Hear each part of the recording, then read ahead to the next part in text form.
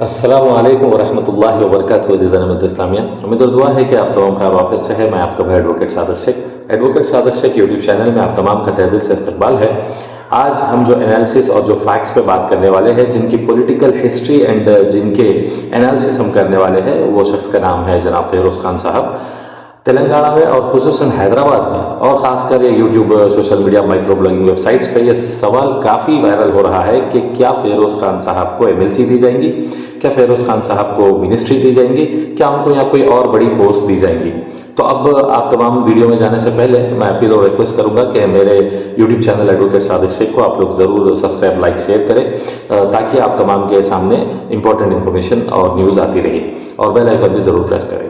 तो अब फेरोज खान साहब को जो हाइप मिल रहा है, कुछ लोगों का कहना है वो ओवर हाइप है, कुछ लोगों का कहना है कि फेरोज खान बहुत अच्छा बंदा है, कुछ लोगों का कहना है कि फेरोज खान में और राजा सिंह में कोई फर्क नहीं है, इसलिए कि फेरोज खान साहब को जैसे सेक्युलर का भूत चढ़े हुआ है उसी तरह हमारे राजा सिंह को कम्युनल का भूत है। यानी फेरोज खान साहब को सेक्युलर का भूत का मतलब ये है कि आप जानते हैं कि असदुद्दीन ओवैसी साहब को भी जितना लाइक नहीं करते हमारे गैर भाई जितने, उतनी अब यूट्यूब की सेंसेशन फेरोज खान बने हुए हैं। कई सारे गैर भाई हमारे मुझे इनबॉक्स किए हैं, मैसेजेस किए हैं कि फेरोज खान जीते या हारे, क्या हुआ, तो एक बड़ा सेंसेशन बन गया था।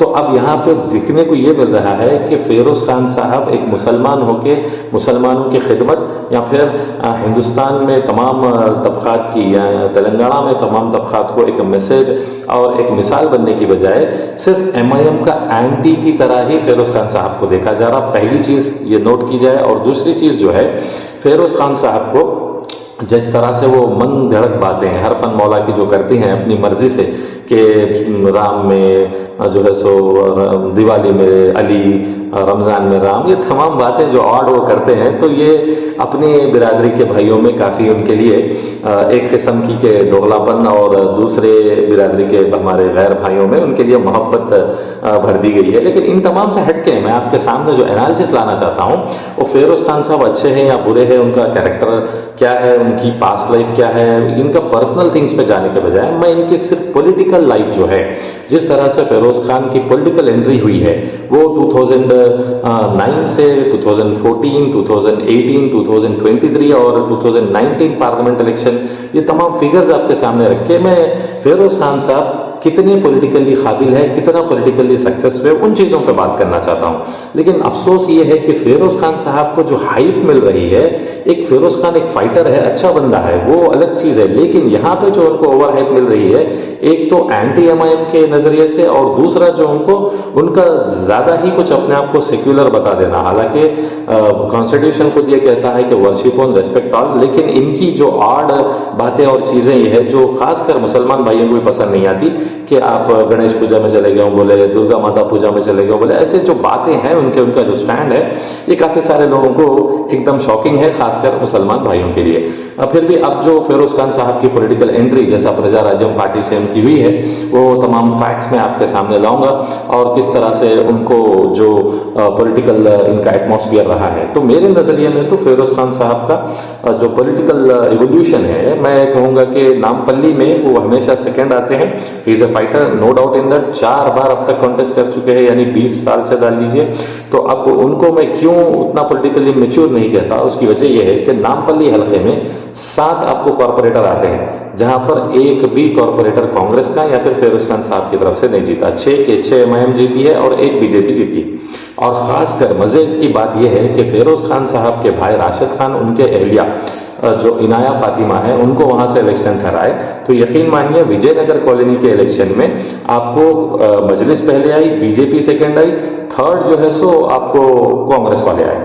यानी सिर्फ 1500 वोट लिए, हालांकि 11,000 वोट एमआईएम वालों को आए, 5,000 वोट गालिबन बीजेपी वालों का है। तो इसका मतलब क्या है, एक कॉर्पोरेटर सीट भी या कुछ कॉर्पोरेटर साथ में से हमारे फेरोज खान साहब नामपल्ली में अब तक हासिल नहीं कर पाए। वो तो नामपल्ली में हमेशा ये टफ फाइट होती है, ये हम देखते हैं। बंदा बोगस वोट्स, फेक वोट्स, ये तमाम रिगिंग के खिलाफ अच्छा फाइट करता है, दमदार बंदा है, ये अलग बात है। लेकिन वो दम उनका ये भी ऐसा हो जाता है कि आवाम भी दम हो जाती है बाज मरतबा, कि अरे क्या भाई क्या दम दम कर दे रहे हैं, एक से कांकी चले जा रहे हैं, किधर से किधर की कूद दे रहे हैं। तो ऐसा ये उनका ज्यादा बोल्ड एटीट्यूड भी ऐसा है कि उनके जो पॉलिटिकल एवोल्यूशन में काफी माइनस पॉइंट है। यानी उनका जो बोल्ड होना, उनका बकबक करना, वो जितना उनको फायदा हो रहा उतना नुकसान भी है। तो अब जैसे हम बात करेंगे प्रजा राज्यम से, चिरंजीवी की पार्टी से 2009 में नामपल्ली हल्के से कॉन्टेस्ट करे थे फिरोज खान, और ये नामपल्ली हल्का भी आपको आसिफ नगर में था पहले, बाद में उसको डिलिमिटेशन में निकाल के इसको नामपल्ली बनाया गया 2009 से। आप देख लेंगे तो प्रजा राज्यम से कॉन्टेस्ट किया था, तो उन्होंने प्रजा राज्यम से कॉन्टेस्ट करके फिरोज खान ने 27,000 वोट्स लिए थे, 27,640 वोट्स लिए, जिसमें 6,799 वोट से वो एमआईएम के कैंडिडेट से हार गए। यह हुआ 2009 में जब प्रजा राज्यम चिरंजीवी की पार्टी से, तो वही उनका 7,000 का कम मार्जिन था, यानी जब की टाइम पे। फिर उसके बाद टीडीपी से, ये तो 2014 की जो बात है, आप 2014 के जो, जैसा हमेशा फिरोज खान साहब के वीडियो सामने आते हैं, हम देखते हैं कि ऐसे मनगढ़ंत बातें जो करते हैं, तो 2014 में टीडीपी और बीजेपी अलायंस था। उस वक्त में भी इन्होंने इतने बातें तारीफें मोदी वगैरह के किए हैं। जब बीजेपी पहली बार 2014 सेंटर में आई थी, तब इनका रोल आप देख सकते हैं, टीडीपी के साथ गोद में बैठ के बीजेपी के साथ में ऐसे ऐसे बातें इन्होंने की है फिरोज खान, तो वो बहुत बड़ा माइनस हमेशा के लिए, उनके वीडियोज आज भी शेयर होते हैं। तो हालांकि 2009 में 7,000 वोट से जो उन्होंने हारे, जब 2014 में टीडीपी बीजेपी अलायंस से फिरोज खान साहब कॉन्टेस्ट किए, तो 46,356 वोट्स तो उन्होंने लिए, लेकिन जो उनको जो है सो मार्जिन है 17,296 वोट से हार गए। यानी सिर्फ बीजेपी का फैक्टर ही ऐसा हो गया कि 2009 में जो बंदा 7,000 वोट से कुछ हारा, वो बंदा 2014 में 17,000 वोटों की मार्जिन से हार गया। यानी कि बीजेपी और टीडीपी का उतना इफेक्ट उनको रहा। अब 2018 में उन्होंने क्या करे, बीआरएस में वहां बहुत कोशिशें करने के बाद उन्होंने 2018 में कांग्रेस में ज्वाइन करे। तो कांग्रेस में ज्वाइन होने के बाद जब 2018 में इलेक्शन लड़े उन्होंने नामपल्ली का, तो वहां से 48,265 वोट्स लिए, जो मार्जिन आई उनको हारे सो 9,675 वोट से हारे। यानी पहली बार 7,000 वोट, दूसरी बार 17,000 वोट, फिर तीसरी बार जो है सो 10,000 करीब वोटों से उन्होंने हारे। फिर उसके बाद 2018 के बाद में अब जो 2023 इलेक्शंस हुए, उसमें उनको बहुत ज्यादा वोट्स मिले और बहुत अच्छी मार्जिन से उन्होंने हारे। लेकिन हार तो हार हो गई, एक वोट से क्यों ना हो। तो 60,000 वोट्स जो है अपने फिरोज खान साहब इस 2023 इलेक्शन में लिए। तो और जो हारे हैं वो बहुत कम मार्जिन था, यानी 2,037 वोट से वो हारे। तो उसके लिए अभी आप देखते आए कि फिरोज खान साहब की एक बात तो तय है कि नामपल्ली से हारना उन्हें पक्का है, हारेंगे चाहे वो एक वोट क्यों ना हो। तो उसमें आप फ्लक्चुएशंस अगर देख लेंगे तो टीडीपी बीजेपी के अलायंस से 17,000, प्रजा राज्यम पहली बार जब आए वो 7,000, फिर उसके बाद बीच में जो है सो 10,000, फिर अब लीस्टली 2,000 से हारे हैं 37 से। देखेंगे आगे चल के क्या होगा, फिर बेचारे 2037 में तक तो भी रहेंगे या जीतेंगे नामपल्ली नहीं मालूम। लेकिन अब जो फिर इन्होंने 4 बार असेंबली नामपल्ली कॉन्टेस्ट करने के बाद फिरोज खान साहब ने ये काम किया कि जो कोई भी तस्वुर नहीं करता, असदुद्दीन ओवैसी साहब के खिलाफ जो भी ठहरे हैं वो पार्लियामेंट इलेक्शन हैदराबाद का, उसमें बहुत कम यानी कम वोट उन्होंने लिए, 49,944 वोट्स लिए, 50,000 वोट भी नहीं आए पूरे हैदराबाद हल्के पे। और रही बात जो मार्जिन असद साहब जीते हैं, अगर फिरोज खान की देख ले तो 4,70,000 यानी 4,67,527 की मार्जिन से वो हार गए। तो आप सोचिए कि फिरोज खान साहब का पॉलिटिकल जो स्ट्रेंथ है वो कैसा है। आप कुछ भी बोलिए, रिगिंग बोलिए, बोगसिंग बोलिए, फेक वोट्स बोलिए, कुछ भी बोलिए, लेकिन आपकी हार तो तयशुदा है। अब आपकी जो ताकत है वो हैदराबाद पार्लियामेंट इलेक्शन में मालूम हो गई। कांग्रेस के जगह से भी बीजेपी हमेशा सेकंड आती है हैदराबाद पार्लियामेंट में। तो उस तरह से आपको हैदराबाद के लोकसभा इलेक्शन में भी फिरोज खान 1 लाख वोट भी नहीं ले पाए, 50,000 वोट भी नहीं ले पाए कम से कम। तो ये ग्राफ रहा, 4 बार एमएलए, 1 बार एमपी, यानी 5 बार पब्लिक इलेक्शन लड़ा हुआ बंदा इस तरह से हारा। और उनकी फैमिली खुद एक कॉर्पोरेटर सीट अपने भाई को नहीं जिता ले पाए, उनके जो एहलिया ठहरे। सारे नामपल्ली असेंबली हल्के में 7 कॉर्पोरेटर सीट से, जिसमें 6 एमआईएम जीती, 1 बीजेपी जीती, तो एक भी सीट फिरोज खान नहीं जीत पाए। इसका मतलब अगर हम पॉलिटिकली ये एनालिसिस देखेंगे तो फिरोज खान साहब थोड़े अनसाउंड डिसीजंस, अनसाउंड स्पीचेस जो देते हैं, उसके वजह से वो सेंसेशन बने हुए हैं, उतना ही है। लेकिन जो ओवर हाइप्ड है फिरोज खान साहब, मैं समझता हूं कि उनको इसका कोई ज्यादा फायदा नहीं होने वाला है। तो अब कांग्रेस क्या करेगी भाई?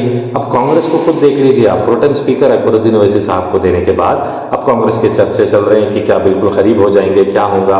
तो मेरा इसके अंदर एक खास डीप एनालिसिस आपको यह है कि आप अगर देखेंगे तो हैदराबाद में एमआईएम पार्टी के 7 एमएलए हैं, 1 एमपी है, 44 कॉर्पोरेटर्स है, 2 एमएलसीज है और हर जगह इनका वोट बैंक है। तो आप सोचिए कि एक फेरोज खान के लिए क्या रेवंत रेड्डी या कांग्रेस पार्टी इतना स्ट्रांग स्टेप लेगी? हालांकि 2023 तेलंगाना इलेक्शंस में एमआईएम पार्टी का स्टैंड ये रहा कि रेवंत रेड्डी साहब आरएसएस के है, कांग्रेस आरएसएस है। कांग्रेस का ये स्टैंड रहा कि एमआईएम बीजेपी की बी टीम है। उसके बावजूद भी रेवंत रेड्डी साहब हमेशा अपील करते आए कि मजलिस से मिला के मिलकर काम चलेंगे।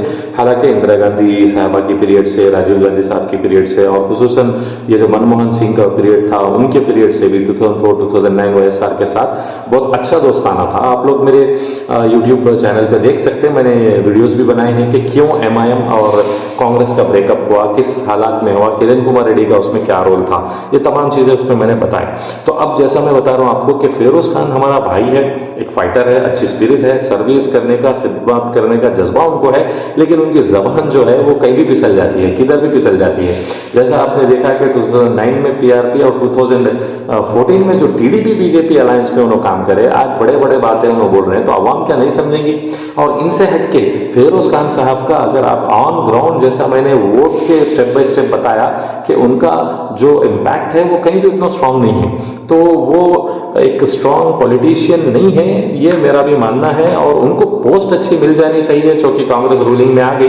उन्होंने तो अब 2018 से कांग्रेस जय जयकारा कर रहे थे, तो माशाल्लाह सीनियर लीडर्स काफी है, अजहरुद्दीन है, शब्बीर अली है और जफर जावेद साहब है और खुसरो पाशा है, ऐसे कई सारे लोगों के नाम चेयरमैन पोस्ट वगैरह एमएलसीज के लिए भी आ रहे। लेकिन मेरी नजरिए में शब्बीर अली साहब को मैं जितना बहुत सीनियर है अवॉइड करने की सोच रहा था, लेकिन उतना यंग ब्लड भी अब लाना बहुत मुश्किल है। अब कांग्रेस पार्टी को आप देख लीजिए, जितने लोग अब कैबिनेट में है रेवंत रेड्डी साहब के, पूरे वाईएसआर कैबिनेट के लोग हैं, वाईएसआर के कैबिनेट के जैसे दिख रहे हैं। तो शब्बीर अली भी तो वाईएसआर कैबिनेट के है, अब उनको ले लेना भी कोई बुरा नहीं है। तो शब्बीर अली साहब हो सकते हैं, मेरा अंदाजा है कि एमएलसी और मिनिस्टर, लेकिन फिरोज खान साहब को अच्छी पोस्ट मिलेगी। अब यहाँ पे एक दमदार सवाल पॉलिटिकल एनालिसिस के तौर पे मेरा सवाल आपको ये है कि फिरोज खान साहब को क्या कांग्रेस एमआईएम का एंटी बना के ही लड़ा के रखेंगी? क्या मुसलमान फेस बनाएंगी या फिर एमआईएम से दोस्ताना रखते हुए फिरोज खान साहब को अवॉइड करेंगी, पोस्ट देंगी या नहीं देंगी? ये तमाम चीजों का बहुत बड़ा सवाल अब आने वाला वक्त ही जवाब दे सकता है। ये तमाम बातों से हटके एक बड़ी अफसोस की बात यह है कि पहली स्वेरिंग सेरेमनी जो इलेक्शंस जो चले उसमें एक भी मुसलमान सेक्युलर पार्टीज बीआरएस कांग्रेस से नहीं जीत पाया, वो भी एक तकलीफ दे बात थी। सिर्फ एमआईएम के ही 7 एमएलए मुसलमान जीते। आप लाख बोलिए एमआईएम को, लेकिन मुसलमान एमएलए तो उनके जीते 7 के 7। अब इलेक्शन में कोई मुसलमान एमएलए जीता नहीं, तो फर्स्ट मिनिस्टर स्वेरिंग में कोई मुसलमान मिनिस्टर था भी नहीं और फर्स्ट असेंबली प्रोसीडिंग्स में भी कोई मुसलमान एमएलए था ही नहीं। ये बहुत अफसोस की बात है। तो कांग्रेस को भी चाहिए कि बिला ताखिर जल्द से जल्द कोई मुसलमान एमएलए को जो है सो जल्द एमएलसी दे दे और उसको मिनिस्टर बनाए, ताकि मुसलमान माइनॉरिटीज की आवाज गूंजे। तो मैं समझ रहा हूं कि टॉप प्रायोरिटी, जैसा कि पूरे सीनियर्स को जगह मिल गई, इसी तरह शब्बीर अली साहब भी प्रायोरिटी रहेंगे, अजहरुद्दीन भी है और दीगर कई सारे सीनियर्स भी है। तो अब देखेंगे आगे चल के क्या होगा। लेकिन मैं हमारे यूथ को एक जवाब देना चाहूंगा कि मैं मेरी तरफ का एनालिसिस दे रहा हूं। अल्लाह के वास्ते हमारे नौजवानों से मेरी गुजारिश है कि फिरोज साहब अच्छे लीडर है, फाइटर है, उनकी स्पिरिट लीजिए, लेकिन उनका धोखेबाज जो सेक्युलरिज्म की जो उन्होंने गाना गा रहे हैं उस चीज से हमारे नौजवान दूर रहिए। इसलिए कि हिंदुस्तान का मैं खुद एक हिंदुस्तान का शहरी हूं, जो दस्तूर जानता हूं, कुरान जानता हूं, जो भगवत गीता या फिर बाइबल, तमाम किताबों का भी नॉलेज रखता हूं और दस्तूर खुद ये कहता है कि वर्शिप और रेस्पेक्ट आओ। तो फिरोज खान साहब जिस तरह से हद से ज्यादा तजावुज कर जा रहे हैं कि माताओं की पूजाएं, चर्चा वगैरह चले जा रही है, इनको ऐसा है कि खाली इलेक्शन के टाइम पे कुछ वोट्स के लिए बात कर रहे हैं, वो भी अलग चीज है, लेकिन खुसूसन ऐसा करना कि मजहब के बाजू जोड़ दे के मजहब पूरे एक बोल के ऐसा बातें करना, ये बातें नहीं भी करे तो उनको वोट गिरते, पूजाएं उन्होंने नहीं भी करे तो वोट गिरते। मगर ये जो स्टैंड उन्होंने लेते वो स्टैंड से यूथ दूर रहिए। ऐसी ये सियासी जो है सो मजहबों की मत कीजिए। जब आप बोल रहे हैं कि राजा सिंह कम्युनल है, तो मैं बोलता हूं हमारे फिरोज भाई को भी ये जो सेक्युलर का भूत चढ़े हुआ है, वो भूत से उन्हें बाहर आके एक प्राउड इंडियन सिटीजन के जैसे काम करे तो बस है। वर्शिप ऑन रेस्पेक्ट, आपको क्या जरूरत है उसमें मदाखलत करने की, दीवाने शोले होले शोले बातें कर देने की? तो उसके लिए आप तमाम से अपील और गुजारिश कर रहा हूँ कि यूथ लीडरशिप में एक फाइटर स्पिरिट फेरोज खान साहब से ले सकते हैं, लेकिन जो फेरोज खान साहब आउट ऑफ द बॉक्स चले जाके कई बार कुछ ना कुछ बोल देते हैं, उन लीडरशिप में, उन पॉलिटिकल एक्टिविज्म में यूथ इनको फॉलो नहीं करना, ये मेरा मैसेज भी है।